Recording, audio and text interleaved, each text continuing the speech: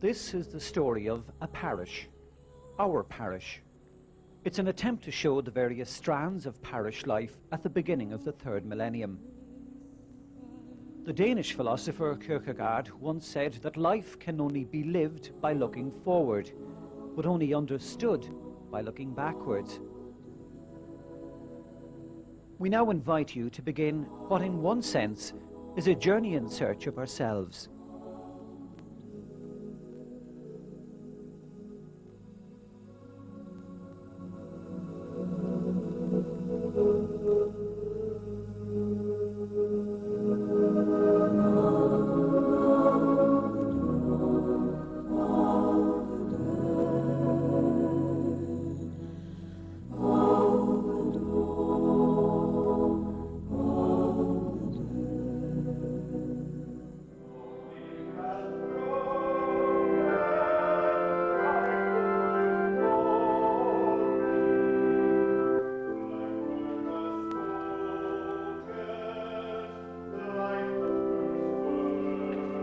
It's one more Sunday morning in Ransboro. The Star of the Sea Church dates back to the late 60s and was built thanks to the energy of priests like Canon Tom Moran and Father John Egan.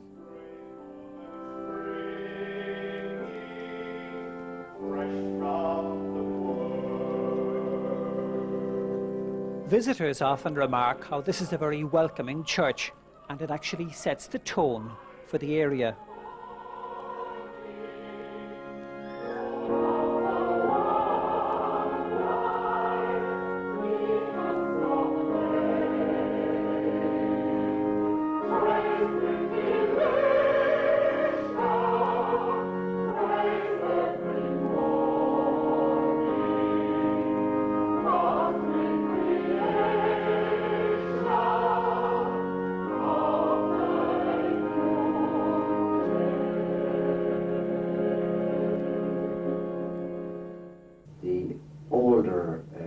Families of the area, without mentioning any names, they always allowed the newcomers to integrate to the extent, like as I said, meetings and that, but and a very, very friendly attitude.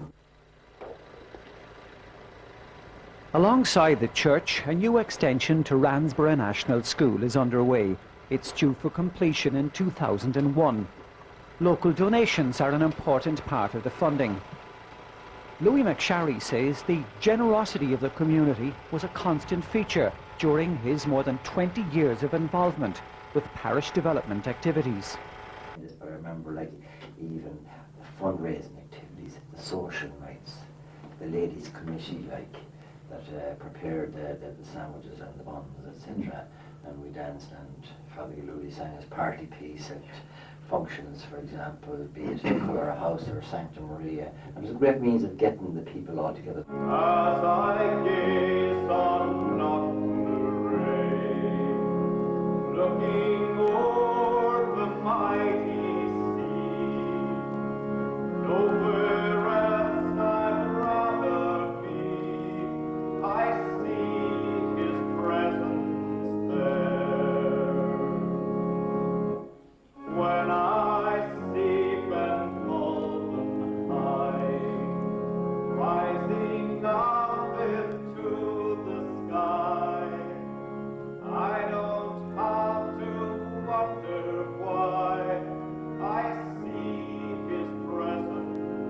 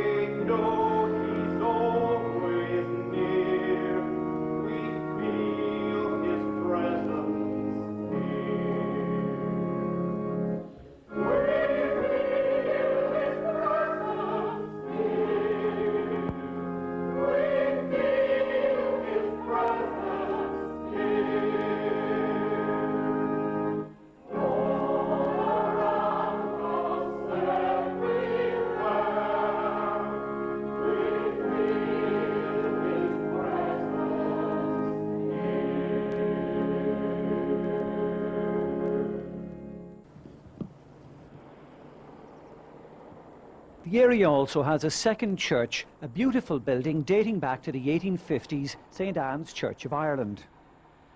Dean David Griscom, Dean of Sligo Cathedral and Rector of St Anne's, is a keen historian.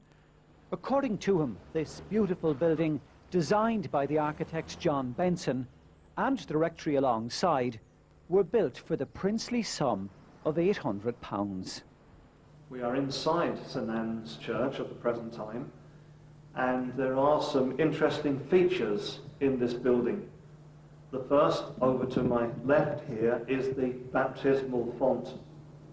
This was dedicated in memory of Roger C. Walker, and he was one of the founders of this church. Every Sunday, a sermon or address is given from this pulpit. As you can see, it is a lovely carved pulpit, and this is dedicated in memory of Catherine Phibbs. We are now looking at the stained glass window. The window depicts 3 Bible scenes: the baptism of Jesus by John the Baptist. The middle one is where the 2 disciples on the Emmaus Road invite Jesus in, and they realize then at the breaking of bread who Jesus was. The third one is the baptism by Philip of the Ethiopian eunuch who turned to be a Christian. This window is dedicated to James Wood of Woodville, who died in 1873. At the back of the church, we have a coat of arms and a crest. On the left-hand side, we see the crest that depicts the Phibbs family crest. On the right, we see now the coat of arms, which is the Phibbs coat of arms. I understand that there were 3 main families of the parish here at that time. They were Walkers and Phibbs and Wood, that later became Wood Martin. These families played a major role in the life of the church. Another connection with the church is Primrose Grange School. That played a very important part in the life of the church because the children used to come down from the school to the church here for their act of worship. And in fact, if you look around the church, you will find on the backs of the pews a lot of their names actually written in. The church is now 157 years old and has 35 souls, which includes a very large Sunday school. A major project is taking place at the moment for the development of a new vestry, and it is actually on my right, just by the back of the church, that this vestry will be built. We are deeply grateful to all the people of the community who have indeed raised money for this venture, and at the time of speaking, we are indeed beginning to send all our material off for planning permission. So we would like to thank you very much indeed for all your help and support. The church is indeed a great landmark for the community in which we live, and it reflects a community that is involved in the life of our community. Thank you.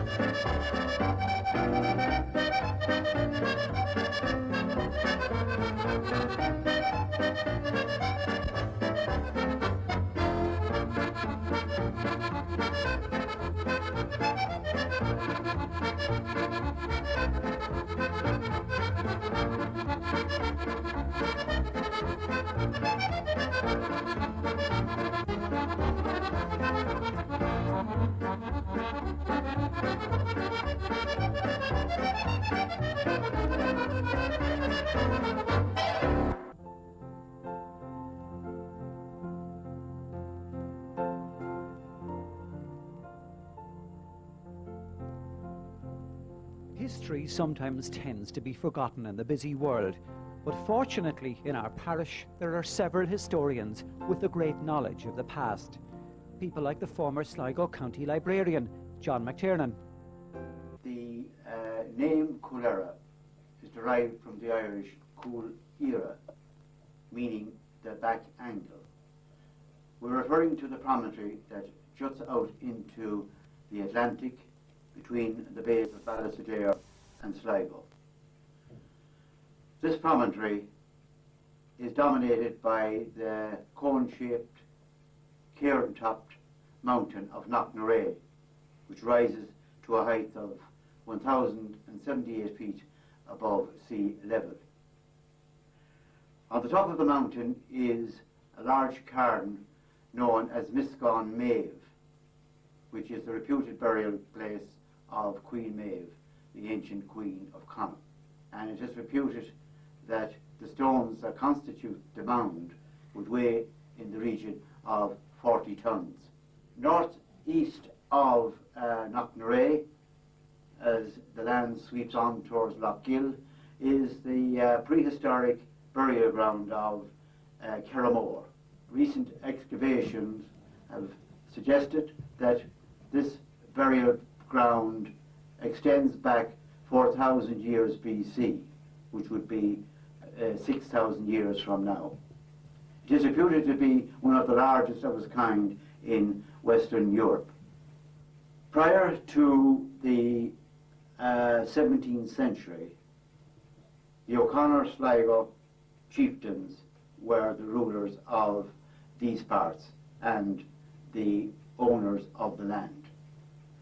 But after the 1641 rebellion, they lost all their possessions.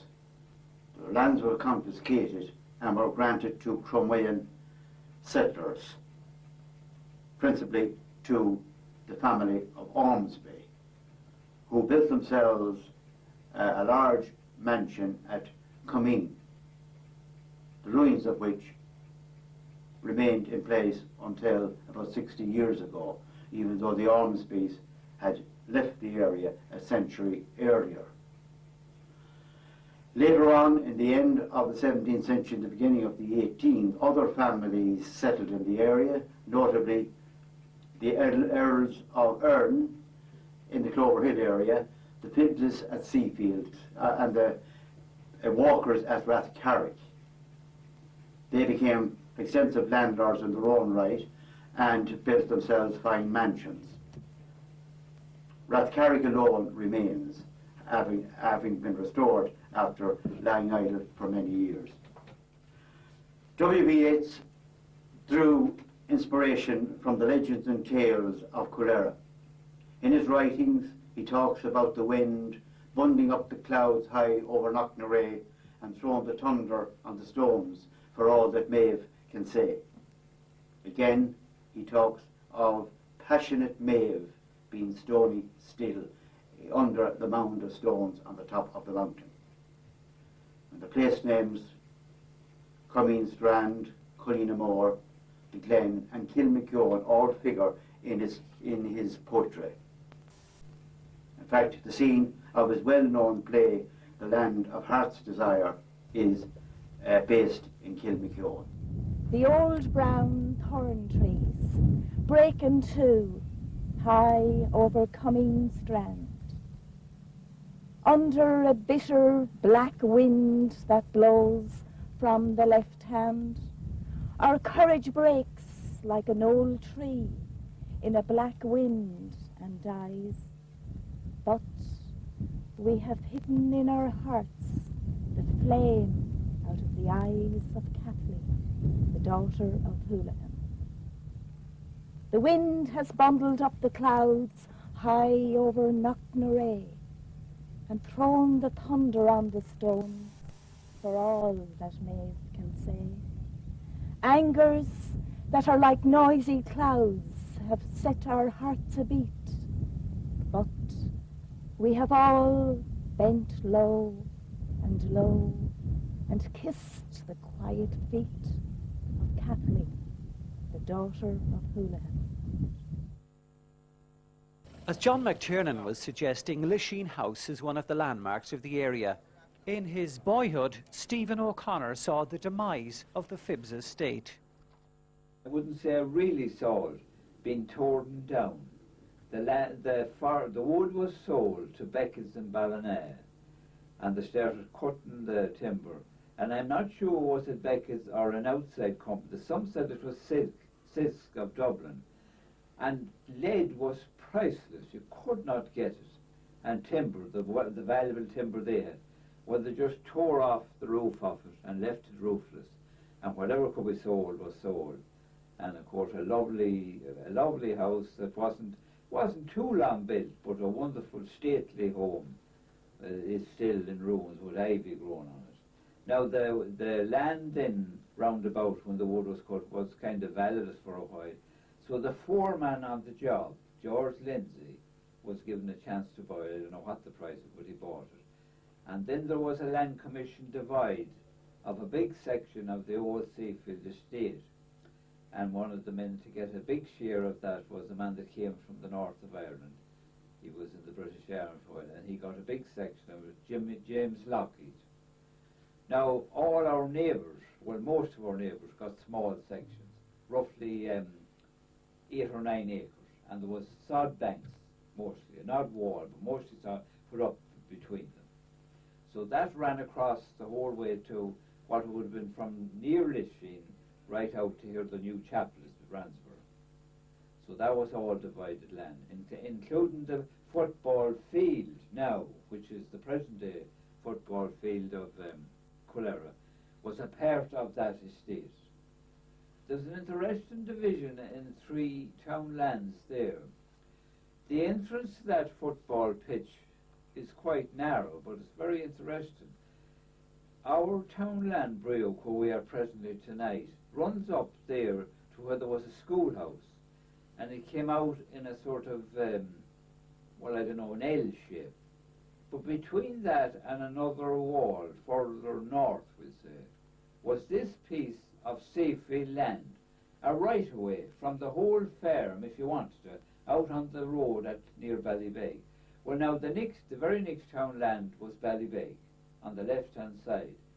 But strange to say, Breoch ran up a wee bit further, because a very historical house was built just where Mr. Whittington is living now, and was the Landleague House, the last, I believe, in County Sligo, and was made roofless and abandoned, and finally, I don't think there's a trace of it left, in his garden. The last Landleague House nearly in County Sligo.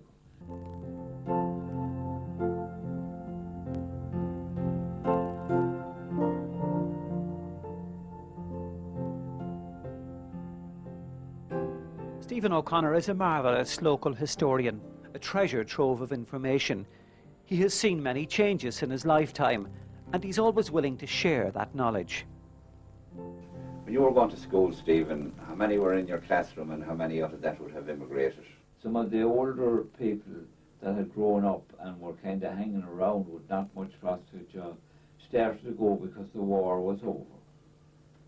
I won't name the families now, but there would be 10 at least families where there was at least 1, and in some cases 4, left the house. There was a big snowfall in 47, and even at that time now there was still a good many people in the country. Well, some of them would have been settled in the country and married in it. But after that, if you tried to get the same number of men out on the road, well, you'd have to go through County Sligo. From 47 to 1953 or 54, there was a rapid decline. And of course, I not been at school wasn't aware, but I was made aware of it now and again. And I believe by the 1950s, they were starting to think of closing 2 schools. Now, they held on all right. I'm not sure of the date when they closed, but I think around 1960 or 6, maybe. Well, I suppose they held on because this one wasn't built anyway. But I think in both cases, they reduced it to 1 teacher. Now, the whole population was getting old, and the few children that were coming along, some of them were actually brought nearly into Sligo. It was a complete change in that the farming attitude started to die even that year in the 50s. It wasn't the thing to be growing up and thinking of farming. It was, what's the first job? And then nearly all the girls, of course, went for jobs.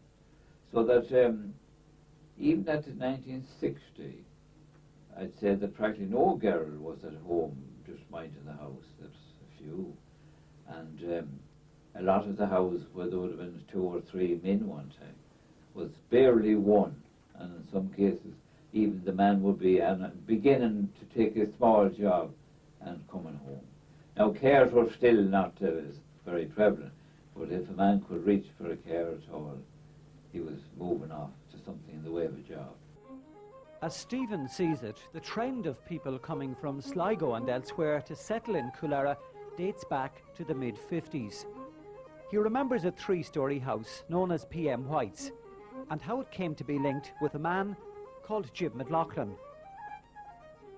There was no ESB, there was no running water, and it was just like a farmhouse, only huge, 3 stories.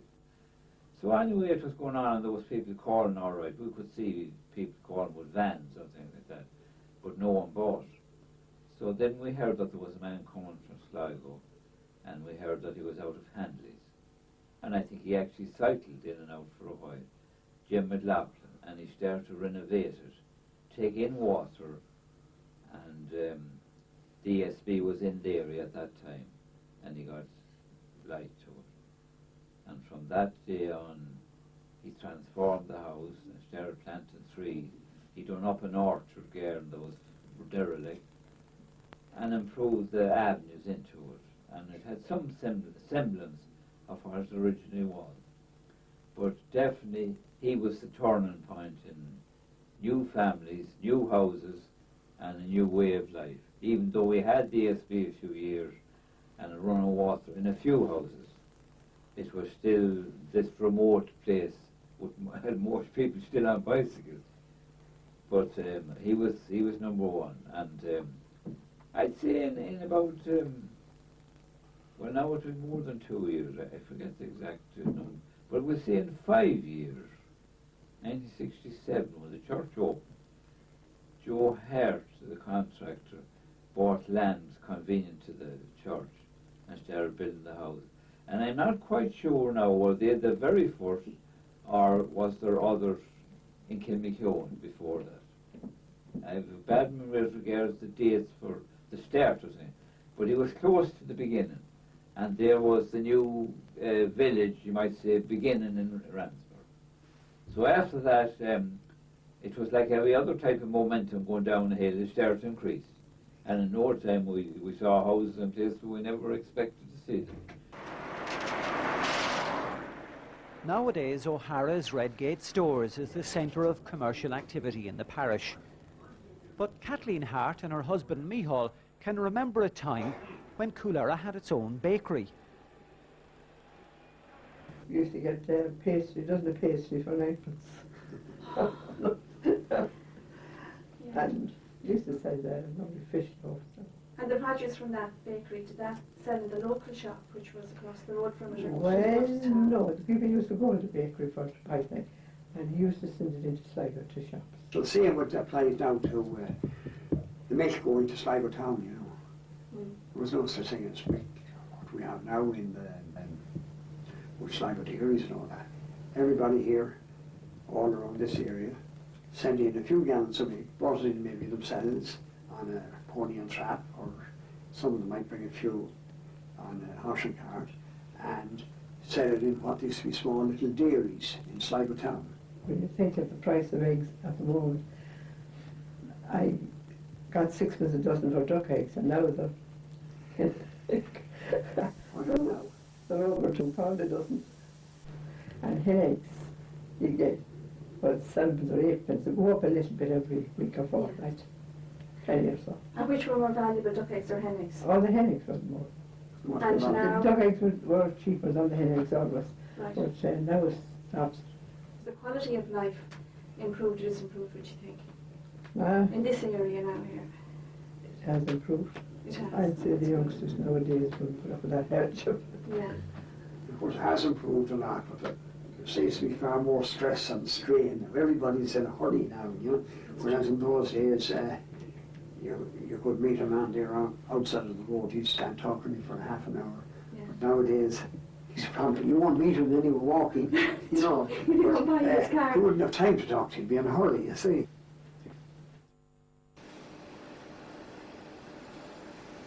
Some of the skills and traditions of the past, remembered by the Harts, are now carried on at Sligo dairies. Sligo Dairies is a liquid milk plant. We process approximately 5 million gallons. We collect milk approximately from 130 milk suppliers spread over counties Mayo, Sligo and South Donegal. We employ approximately 50 people directly. Milk that is processed in this plant is distributed through agents over much of Connacht, over as far as Westport and County Mayo, down as far as Headford, County Galway, all over counties Roscommon, Leitrim, Sligo, and right up as far as Donegal town and Killybegs in Donegal, and across into West Cavan and Monaghan. We would have approximately 50 milk agents spread over that region. We would collect milk from approximately 150 milk suppliers. The number would vary depending on the time of year. Obviously in winter supply is less than in summer, consequently we need to take more of them into the milk collection system. Sligo Dairies has been registered with ISO 9000 since 1993. This is an internationally recognised standard for manufacturing, and it encompasses all areas of procedures on site and indeed at farm level.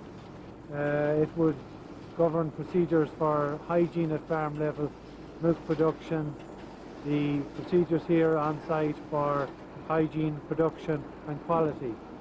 And indeed it is a very worthwhile standard, and we're delighted that we have it in place for the last number of years. We believe it has stood to us over the years. In spite of all the various competition that has come and gone, we believe the fact that our quality has been good has stood to us, and this is in no small way attributed to the system that we have implemented. Right, we're staying near home with these two tunes. The first one is The Boys of Ballysadare, and the second one is The Sligo Maid. Take it away, boys. Oh, and girls. And come on, Irish. 1, 2.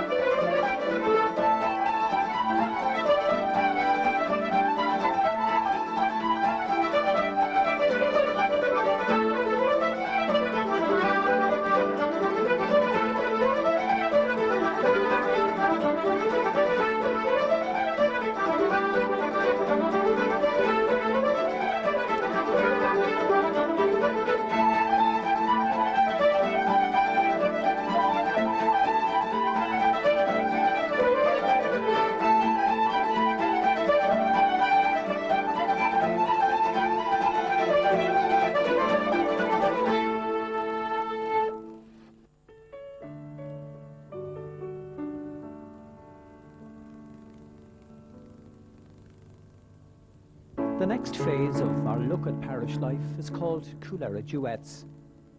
We begin with the history of national schools in the area, a story told by two roving reporters. We're sitting here in the grounds of the old Knocknarea School.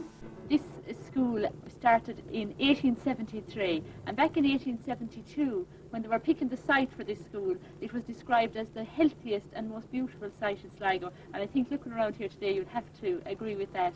And the school started up in 1873 with 120 children enrolled, which was absolutely phenomenal, and they had 2 teachers and 2 classrooms. So if you think about that, you're talking about 60 children in each classroom, and that was divided then between the girls and the boys. They were not mixed. There's 60 girls, 60 boys, and Michael Hart was the principal of that school.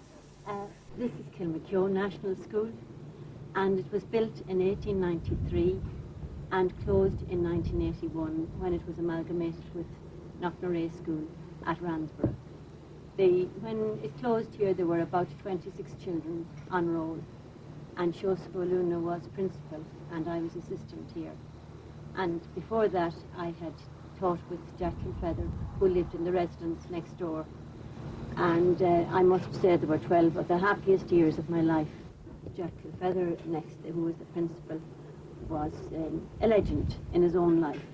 He practically ran the parish, and he ran the church, and he ran everything around, and fundraised. People in need came to him for things, no matter what they wanted. They came to Master Jack for what they wanted. Liz looked after their sick. Jack measured farms, he measured land when sites were sold. When land had to be sold, Jack did the measuring. So generally, he was just general factorum in the area and regarded as such, and played it beautifully. He was, into my mind, he was a man above men. Depending on the time of year, if there was harvesting to be done, the rolls could drop from 120 down to 20. Then in 1894, when the new school opened up down in Kilmacune, many of the children would have gone down there, and the numbers actually dropped back then to in the early 20s, between 20 and 30. And when Mr. Kelly, the present principal of Ransboro School, came here to Old Knocknarea School as principal in 1972, there were only 23 children on roll. And at the time, the present Department of Education had absolutely no faith in this area at all. They had no faith at all that there would be children in this area, and were very keen that the school should close. And they were saying that there was no future for it, there were going to be no families coming to this area, and that they would bus the children down to Strandhill or over to Carrow. And because of Canon McLaughlin, he fought tooth and nail with the department. He had fantastic vision, and he said people will come to this area, people will build in this area. And of course he's been proved right with when we had the amalgamation of Kilmacune and Knocknarea in 1980, and we had 156 children on roll then, and now we're nearly up on the 200 mark.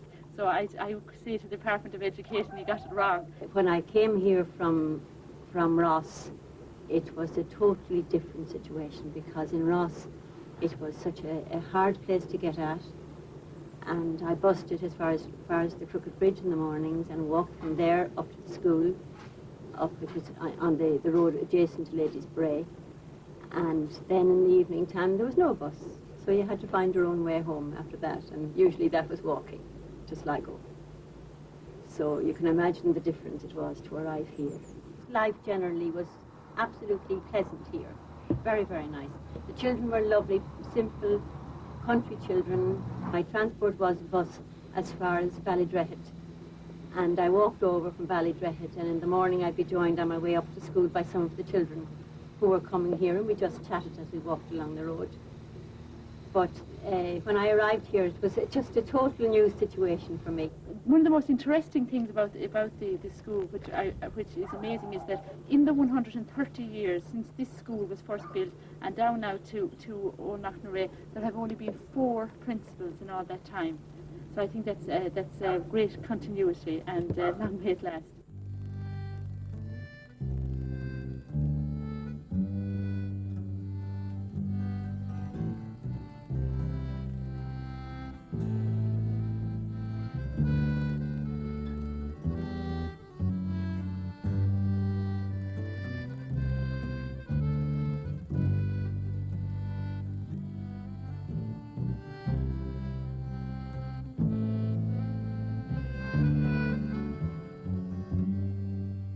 train from Sligo moves too slow as it brings her from the school below.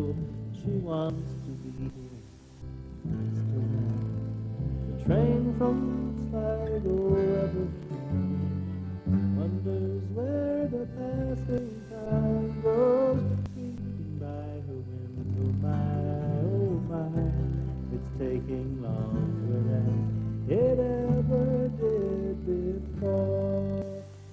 My white as silver dollars, can't think why the trees are scholar. Hold on, it seems too long to learn what's right from what is wrong. Oh, school books and fancy covers might not care to be a scholar. Hold on, Daddy tells her, learn to sing your song.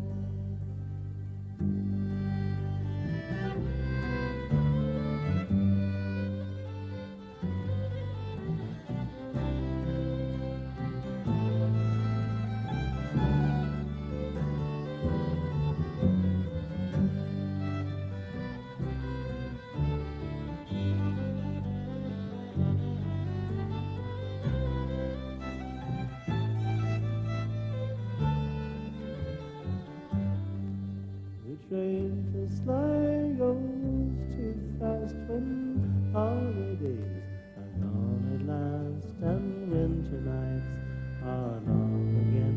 Please promise me you'll write me then. It's 2 more weeks till I come home. I can't help feeling all alone. If someone doesn't write me soon, I'll simply blow away.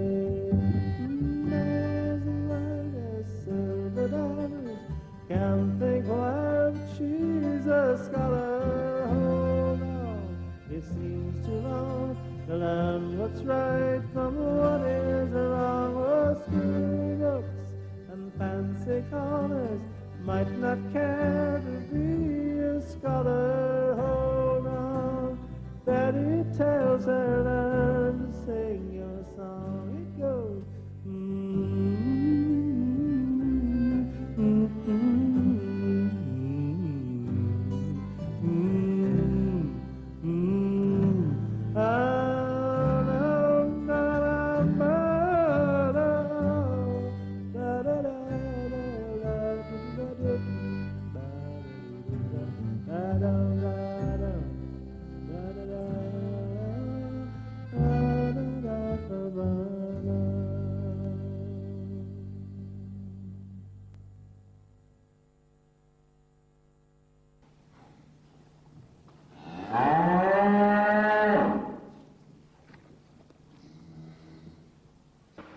Our second Coolera duet involves 2 men who are keeping alive the tradition of farming in the area.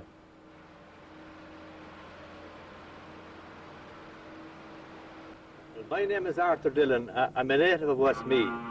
I worked with the Department of Agriculture and I started my career in Waterford in 1957. I was transferred to Sligo in 58 and I'm here ever since, lucky enough, thanks be to God. And I bought this place in 1960, where I am. There was 23 acres of land on it, and I bought it for £1,600. And there was a small house, and I reconstructed the house a number of times. I got into pedigree breeding of Herefords in '69, and prior to that, I've seen vast changes. When I came to Sligo, there was 4 short-horn bulls in Denali and 6 Angus bulls, only 2 breeds, that's all. Now there are 11 breeds of bulls there, and certainly they have made a huge difference to the quality of cattle in this area and all over the country. This area was famous for black cattle. I remember to see cattle being in the mid-60s being exported from this parish through Sligo port. And at that time, every farmer in the parish was a full-time farmer. I suppose it was 2% part-time farmers. It's gone to full circle now. There's 2% full-time farmers and 98% part-time farmers. They have a second income or an off-farm income. But that time, every farmer in this parish grew potatoes, vegetables, and on Saturday, on that road into town, there was carts and vans going in to sell their produce in the market yard and to shops. And that time there was only one supermarket in town, and they took potatoes over to this area. This area is famous for growing potatoes. The land is so nice and kind for potato growing. In Father's time, like we picked by hand, we came along then we got a bucket plant to milk the cows. That was a big step forward. And that was around 1950. By 1970 then we moved forward again. We kind of went into a herringbone. We put in an 8-unit herringbone parlour. That was definitely a big step forward altogether. Now that kept us going until this year. And we put in a more modern 16-unit herringbone. And it's automatic feeders and automatic cluster removers. A lot of mod cons anyway, to make the job easier. We can make about 120 cows per hour. The best suckler going is a cemental cross, which I'm involved in. I pioneered a sale in Ballymote 6 years ago of cemental cross heifers, Incalf and Maidens and Wainlands, and we have it every October ever since. And there are cattle going all over the country, Northern Ireland and every county in Ireland have come to Ballymote to buy cemental cross heifers. On the 40th September, there was a Cemental World Congress held here. I hosted it here in my farm, and there was 150 delegates from all over Europe, all over the world, America, Australia, Canada, and they were impressed with our cattle. We brought all the best cattle in Connacht to it, and that field there was divided into 10 paddocks, and we displayed our wear, and they were impressed. As a result, they went out to Dunalley, the ice centre, and they bought a lot of semen for export to those countries. And they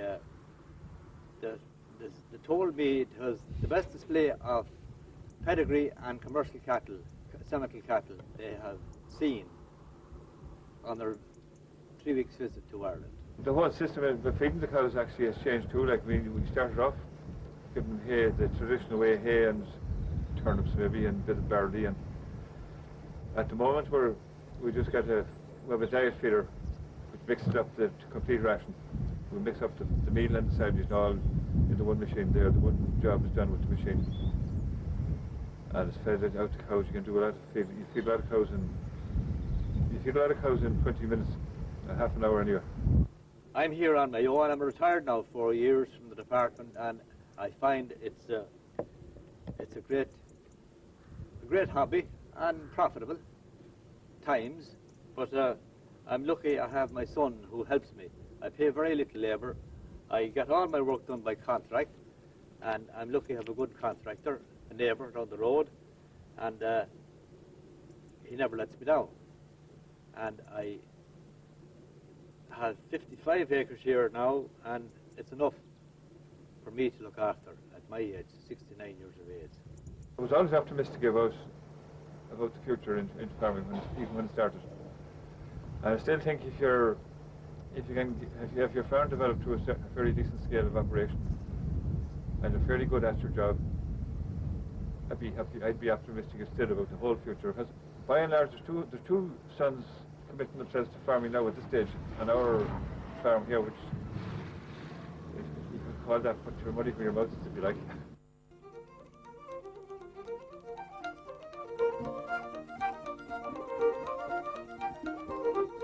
And so to our third Coolera duet, two local enterprises known nationally and indeed internationally.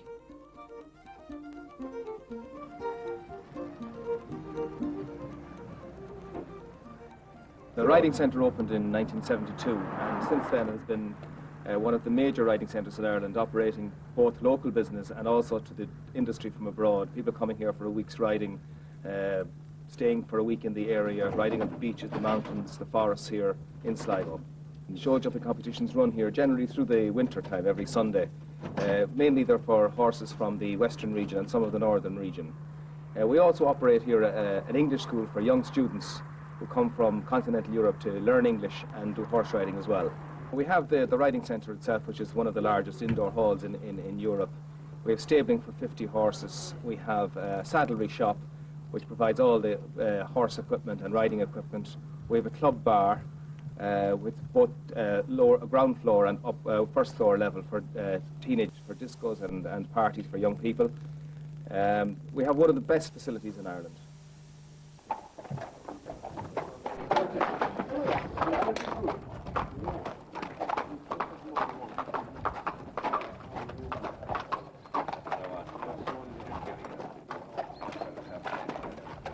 I took the yard over about 3 years ago, rented it off Seamus, and we've had 10 winners.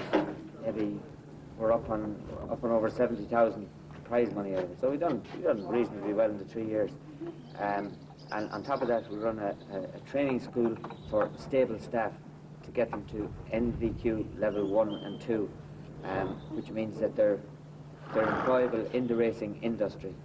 And we take kids from all over the country and train them here. We've run 2 courses and we're about to start our 3rd one, and it runs hand in hand with the training of the horses, and it's been very, very successful.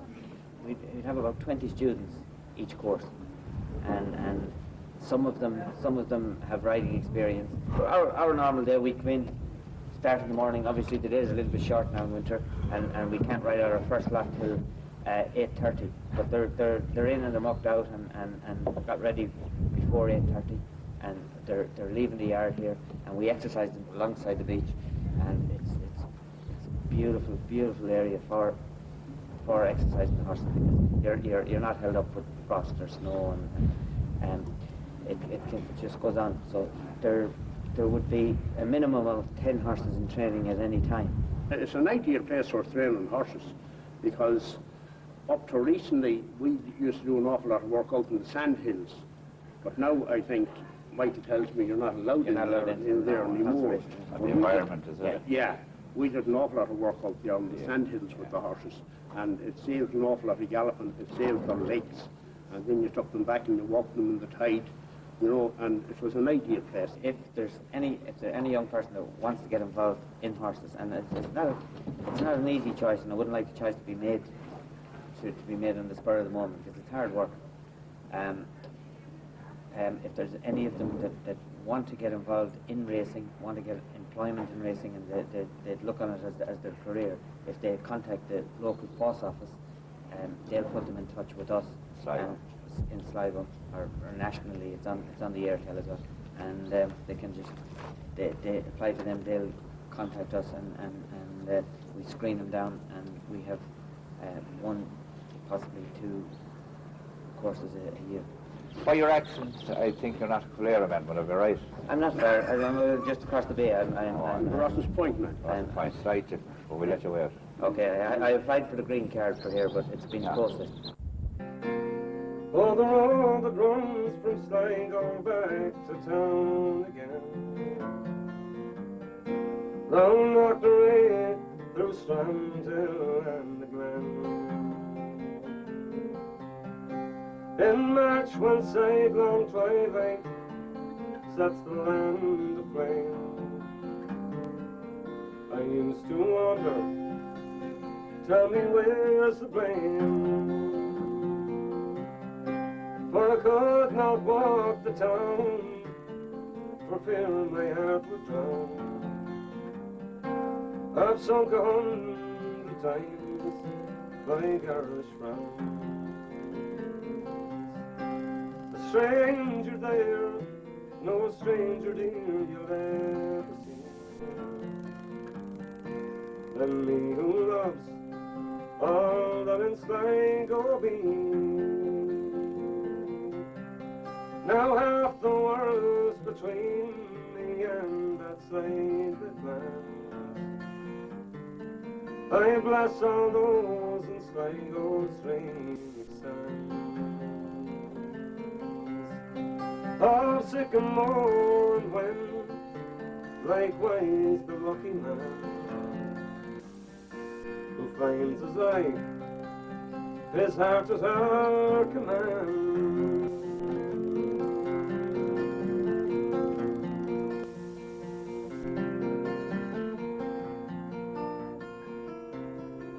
I was born to walk the road that runs from there to here, to learn to love and never have to fear. For when I die, I shall have reached the common span and learn the lessons God has made for man.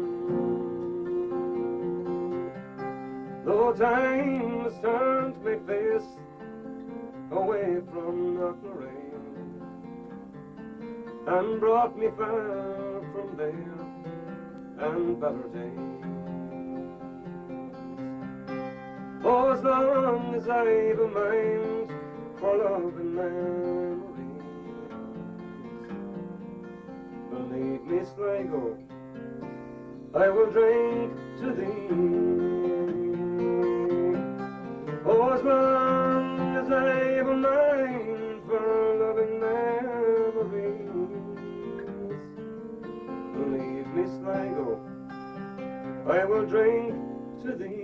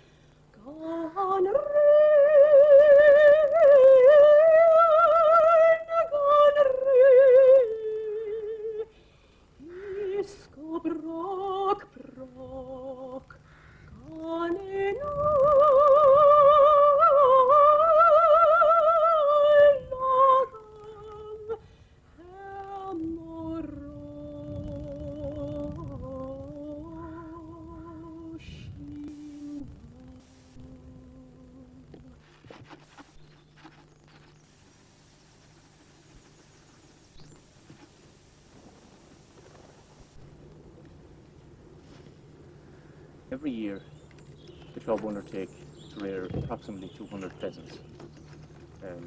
After release, we rear them in as near as we can to a natural habitat, as I hope you see on the video here. After release, we lose approximately 60% of those to vermin,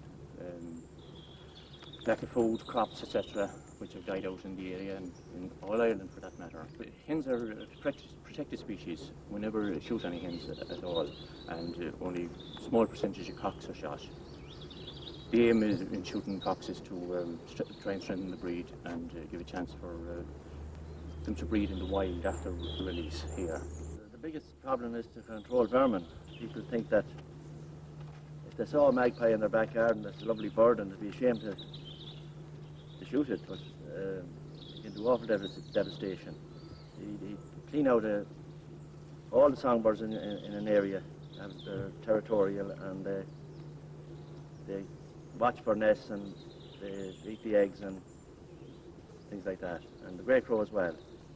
I suppose the biggest problem here would be foxes and pheasants. They would get the pheasants when they'd be very young, because the pheasant hatches on the ground, of course, these are very vulnerable. We also release ducks as well. We usually release about 50 mallard every year Now they're much easier to release in the wild because you're letting them out into their natural habitat, and which is a pond, and they have less enemies. Only for the farmers, there wouldn't be any gun club in any country, especially Ireland anyhow. And thank them very much for their cooperation, and we never had any problems with them. And just in conclusion, I'd like to say that any new members are always welcome, and we enjoy our sport and have a good laugh and good points. The year 2000 will never be forgotten by Coolera GAA Club. The senior team got to the county final. They were beaten by a goal scored in the final seconds of the game. Hero status beckons for Fergal if he gets this one. And it's a goal for Bunnaden.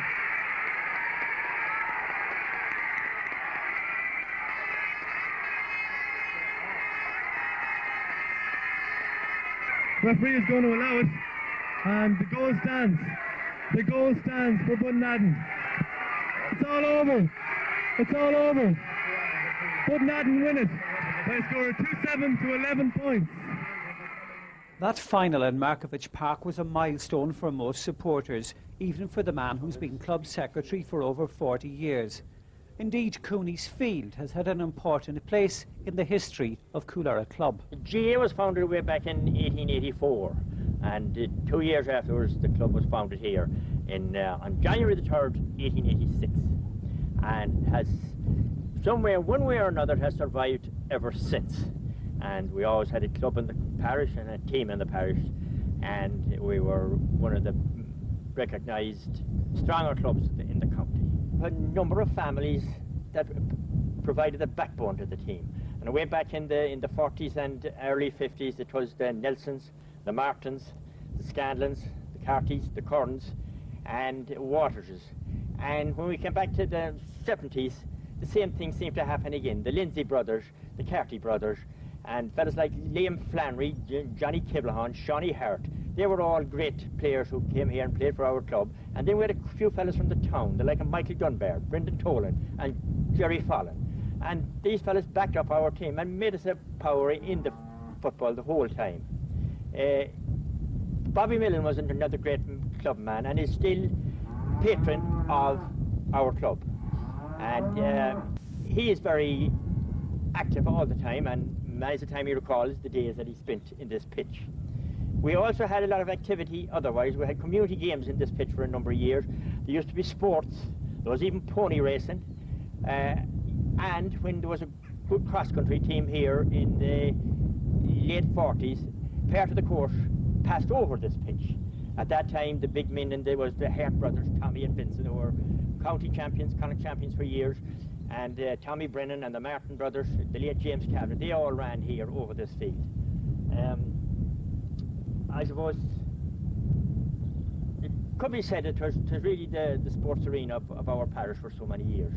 And we now have a fine new pitch at Ransboro, dressing rooms and a perfect pitch. So times have moved on. But the old people will always remember the happy evenings spent here. Just as Cooney's Field has a special place in the history of the GAA club, the same can be said of Coolera House. Built originally by Joe Hart, it was taken over by Michael Woods in 1968. And in the time since, it's always been a great place for previews, post-mortems and anecdotes. I was in Clones at the Ulster final in '97 and saw that in the window in Camden Town and fancied it. And I suppose I'm showing my colours in a way. And your age. Thanks, man. Larry Tiernan used to sing that song just near the polo grounds. Larry did. When he had a few drinks on him. There was supposed to be 42 verses in it. He had them all. 42 verses. He would get silence for the first verse. That's right. That was it. That was it, I think. It was here starting to sing it one day, and Mick Waters was here, and Mick knew we were going starting, you see, and he knew it was going to be long, and Mick said, I had to go up to the bin, and I said, here for the bit nuts. And you only have to finish running back.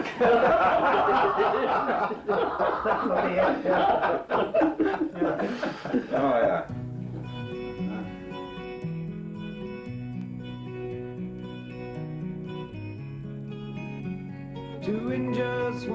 would be enough for those who've lost in life for love, for those who've lost their guile and nerve, their innocence and their drive and verve, for those who feel they've been mistreated, discriminated, robbed or cheated, to claim one victory is hard, to win just once is their desire, to end just once, to end just once, to end just once, that would be enough. The walls of Coolera House are lined with photographs of great teams from the past, reminding of how deeply the GAA and sport in general are rooted in the parish. All the year round, the fine pitch alongside the church is in use. Just as the GAA has a past and a present, it also has a future. The pursuit of glory goes on. Considered losing, as if to win inspired choosing, buried soul for all to find, an honest heart and an open mind, to end just once, to end just once, to end just once, that would be enough.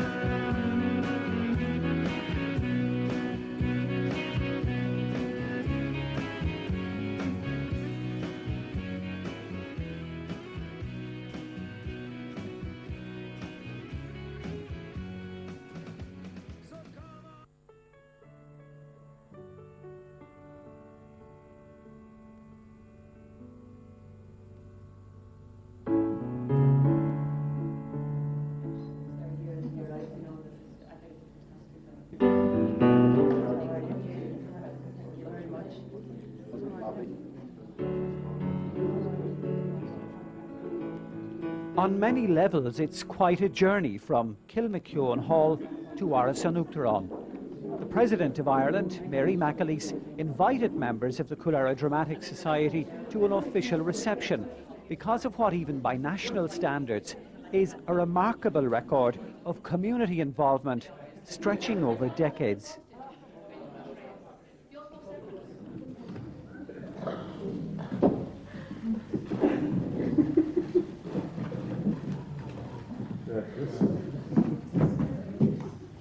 Fiberglass.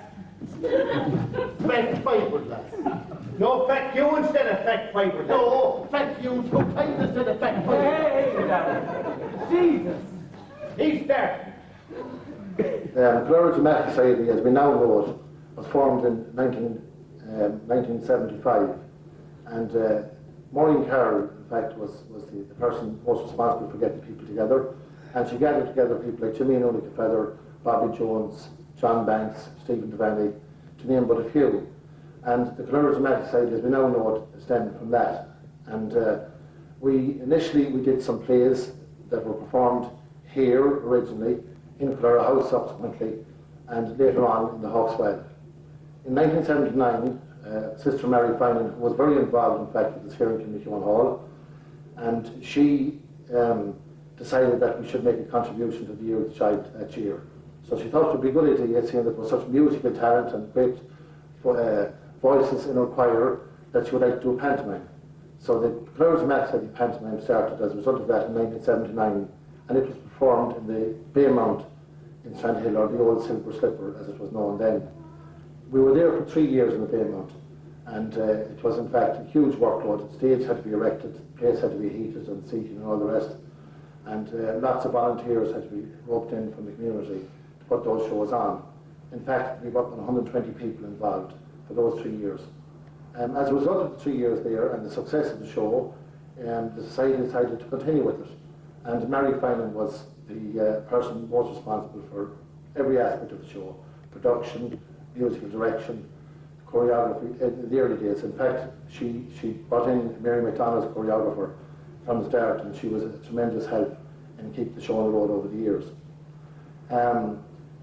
This is our 22nd This will be our 22nd year of Panto this year. We're doing Snow White and the Seven Dwarfs, which is one of the old traditional Pantos. Last year's show was Sleeping Beauty. And as you can imagine, it's a huge workload. We run for approximately 18 shows on the trot, so it's pretty exhausting for everybody involved. Do you want Snow White to live? Yeah! Come on, you can do much better than that. Do you want better? Snow White.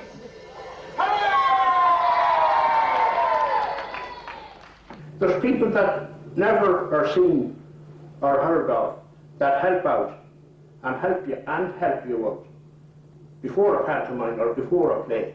Because you have to go to these people and you have to ask them, have you any idea where I could get such a thing? I know if they haven't themselves, they'll go and they'll look for it, or they'll tell you about it. And that is what we're having here in Coolera, the cooperation among everyone, not alone the cast and the crew and everything, but the cooperation of the individuals through the country. And it's very heartening, it's very enlightening to, have such cooperation. We'll all go together. 1, 2, 3. How dare you have a birthday party and not invite me? Look, everybody, it's going around now. Oh, silence, fooler, I'll turn you into a toad. Turn into Robbie Williams instead. The year 2000 has been very good to us so far. We've competed in the festival, on the festival circuit, with Duet for One, and qualified for the All-Ireland finals in Athlone. And come in second place in an event like Athlone, which is regarded as the best drama festival in Europe and with the highest standards. And to come second there, to be beaten by one mark by a very renowned group from Moat, was a tremendous achievement. And it was really a real test of character. There were only 2 people involved, and the producer, Bobby Jones, did tremendous work, and they deserve great credit for that. As a result of the success in Athlone, we were invited back to perform in Enniskillen in a special Millennium Festival, and that was a very worthwhile and enjoyable experience. And we were also invited to Listowel Writers' Week, which again was a tremendous weekend for the group, and I think it was fitting that should have happened as a result of the success in Athlone with Duet for One. Is this now a source of envy for you? Will you shut up? Will you just bloody well shut up for 1 minute, will you? Will you? Or not? Because if not, I'm leaving, right? Right? Now, which is it to be? Pantomime is a great thing for a community of this size. We are a small community. We involve people from the whole peninsula, from Strandhill, from Ransboro, from right around. And it's a great thing for the young people.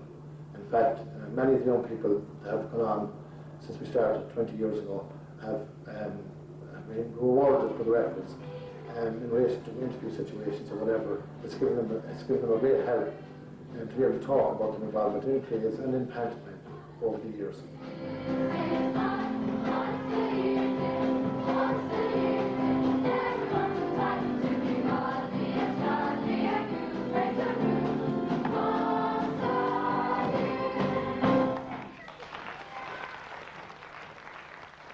So as you can see here, this is the plan of the building as it stands, with the lobby area, the hall, 2 little storage areas that were used in olden days for dressing rooms, and indeed with little sections portioned off for toilets, and our stage area here. These are the elevations, as you can see, pretty much as it is. We're going to maintain the existing outlines as they are there. And over here we have our proposed plan. We intend to build new walls along the back of this area here, extend this area along here to square it off, and raise our back walls, build up a new wall at the back with a new foundation, and raise the roof so that we'll be able to build our sets properly. And this is the proposed rear elevation, side elevations, and the front elevation. And we hope to maintain as much of the old character of the hall as we possibly can. We hope that certainly this time next year that we're in a position to have a night of nostalgia here in the new Kilmakeon Hall, and it will certainly revive memories for lots of people in the parish.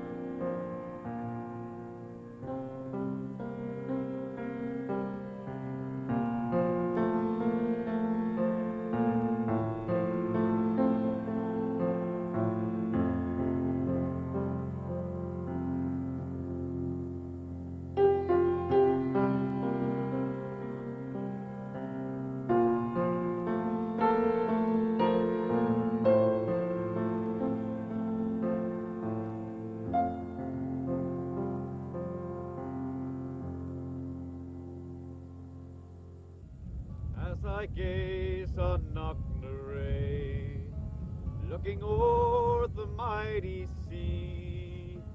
Nowhere else I'd rather be. I see his presence here. When I see Ben Bulben high, rising up into the sky, I don't have to wonder why. I see his presence here.